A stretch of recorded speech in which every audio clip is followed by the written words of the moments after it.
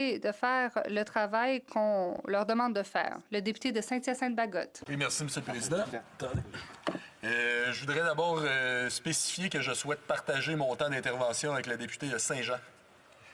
Alors, je crois que le problème de la relation qui est réel, là, de la relation, qu'elle soit commerciale ou diplomatique, entre le Canada et la Chine, elle trouve son origine dans de multiples facteurs, mais probablement qu'un des plus importants, c'est que le Canada peine à saisir véritablement, à prendre la mesure du fait que la Chine est devenue véritablement une grande puissance. Mais une grande puissance.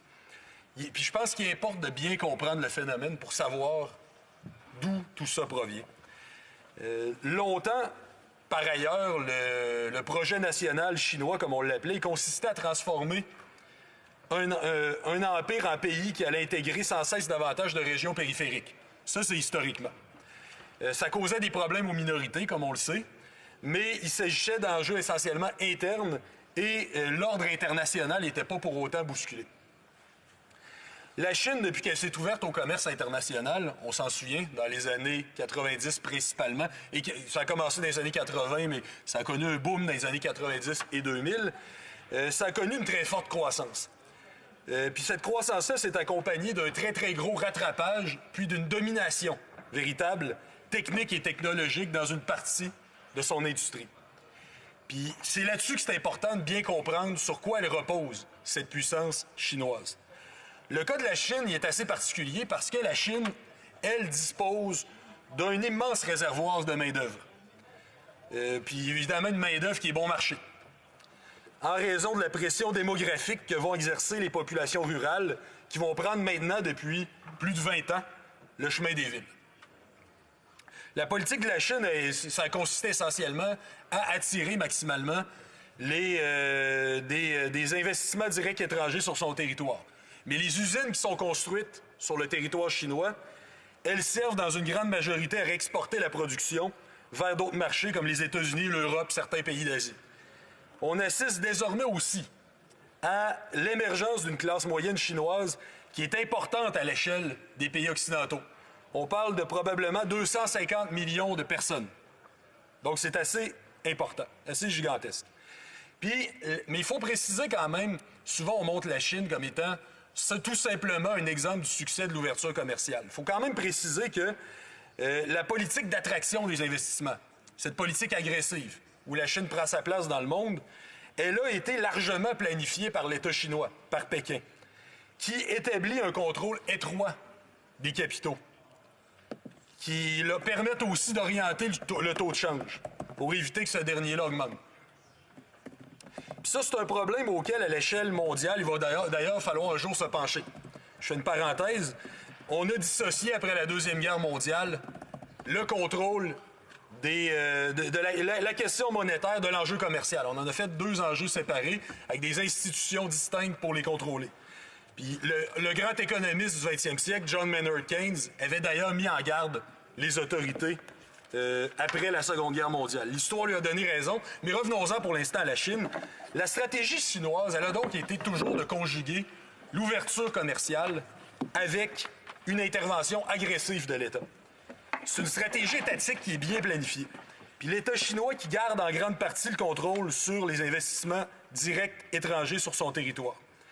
Puis il faut préciser aussi que le rôle, puis ça c'est peut-être l'éléphant qui est dans la pièce, sur lequel il faudra bien se pencher, puis s'il y a un comité qui est prêt à le faire, pourquoi pas, la présence de la Chine dans le grand jeu mondial, elle sert aussi les intérêts de plusieurs multinationales qui viennent profiter de la pression qui est exercée par le bas, par les bas salaires chinois pour faire baisser le coût du travail dans les pays d'origine.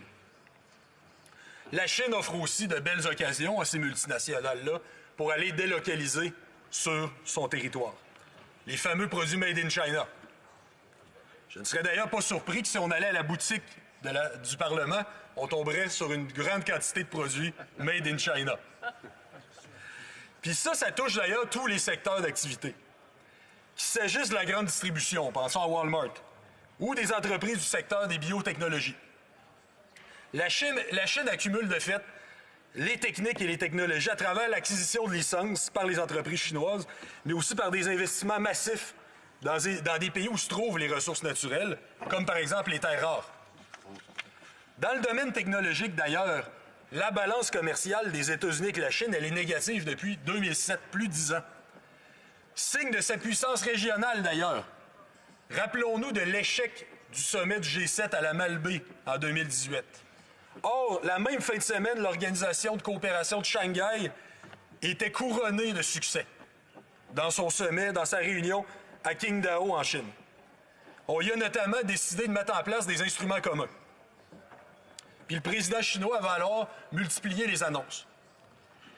Conséquence de ce nouvel empire, de cette nouvelle politique de puissance de la Chine, les frictions se multiplient avec d'autres pays. On pense aux frictions en mer de Chine. On pense à la mainmise accrue sur Hong Kong. On pense au durcissement du ton face à Taïwan. Puis en parallèle, le régime se centralise et se durcit. Puis face à tous ces changements-là, le Canada ne parvient pas à s'ajuster. Pourtant, traditionnellement, il faut se rappeler que le Canada et la Chine avaient des bonnes relations. On se rappelle que dans l'histoire, le Canada a reconnu 1 an avant même les Américains que la Chine, la République populaire de Chine, était le véritable gouvernement de la Chine. On se souvient aussi que les Américains continuaient à prétendre que le gouvernement taïwanais, héritier de Chiang Kai-shek, était le véritable représentant de la Chine. Taïwan occupait le siège de la Chine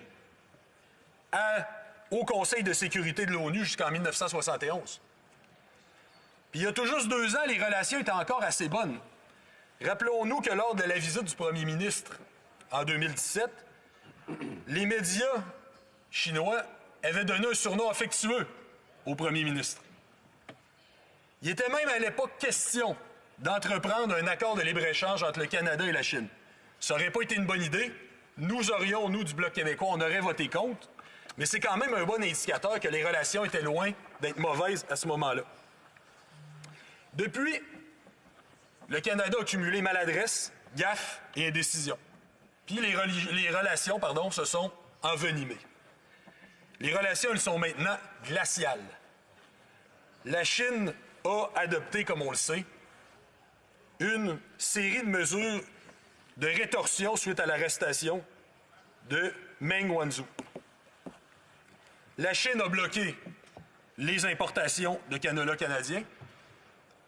La Chine a suspendu en juin 2019 l'ensemble des importations canadiennes de viande. Ça nuit au Québec parce que l'industrie porcine exportait de grandes quantités vers la Chine. 50% du porc canadien exporté vient du Québec. Le premier ministre a essayé d'appeler le président chinois, qui n'a pas retourné les appels. Puis même les États-Unis ont demandé l'extradition de Mme Meng. Et le président américain a déjà dit qu'il était prêt à intervenir et à relâcher Mme Meng si cela lui permet d'obtenir un bon accord commercial avec la Chine. Puis le Canada s'est toujours défendu en disant que le judiciaire est indépendant du politique et que le gouvernement n'interviendrait pas, ce qui a été mis à mal par la sortie du président américain. Disons-le aussi, l'absence d'ambassadeurs en Chine n'a pas aidé. Mais même si le conflit avec la Chine a des impacts réels sur le commerce, c'est pas avant tout un conflit commercial. C'est un conflit diplomatique qui doit se régler par la voie diplomatique. Sur ce plan-là, d'ailleurs, l'absence pendant presque 10 mois d'ambassadeurs canadiens en Chine, c'est une grossière négligence et une grave erreur. Est-ce que le Canada avait le choix de procéder à l'arrestation de Meng Wanzhou? C'est une question qui peut être débattue. L'indépendance du judiciaire est centrale au bon fonctionnement de toute société de droit. Par contre, le cas de Meng Wanzhou est un peu particulier parce qu'elle n'est pas accusée d'un crime de droit commun. Quand les États-Unis se sont retirés de l'accord nucléaire iranien et imposé des sanctions sévères contre l'Iran, interdisant à quiconque de faire le commerce avec le pays, le Canada, comme l'Europe et la majorité des pays du monde d'ailleurs, ont dénoncé la décision et ont dit « on vous imitera pas ». Bien, en arrêtant Meng Wanzhou pour violation des sanctions américaines contre l'Iran, le Canada s'est fait le partenaire d'une décision américaine qui le condamne. Pendant plusieurs années, alors que les Américains imposaient un embargo strict contre Cuba, ils punissaient même les entreprises nord-américaines qui faisaient affaire avec Cuba. le Canada a toujours refusé de coopérer avec Washington dans l'application de cette loi à portée extraterritoriale qui avait beaucoup plus de conséquences d'ailleurs sur les populations locales que sur le régime. Encore une fois, reposant en question, le Canada avait-il raison d'arrêter Meng Wanzhou? Le débat est légitime. Un comité spécial qui étudierait la question sereinement, en profondeur et dans un cadre transpartisan nous semblerait le bienvenu. Merci. Bravo. Bravo. Question et commentaire. La députée de Sherwood Park, Fort Saskatchewan. Merci, Monsieur le Président, et félicitations à mon collègue. Ça va être ma première question en français et j'espère que vous pouvez comprendre. Parce que je suis un peu rouillé dans mon français. Mais c'était un discours très intéressant et avec beaucoup de points très importants. Je voudrais poser une question sur les droits des minorités en Chine, en particulier les minorités linguistiques. Je voudrais discuter aussi la situation de Tashi Wangchuk, un activiste de langue tibétaine qui est emprisonné en la Chine, et aussi la demande des Tibétains pour une autonomie genuine, pour l'habilité d'avoir les droits linguistiques, les droits religieux. Je voudrais demander, évidemment, c'est une question très importante pour le Bloc québécois. Est-ce que mon collègue peut discuter la question des droits des minorités en la Chine? La députée de Saint-Hyacinthe-Pagode. Je pense que... Excusez-moi. Il va sans dire que la question des droits de l'homme, des minorités, est extrêmement importante, bien entendu. La Chine, tout le monde s'entendra là-dessus, n'est pas une démocratie.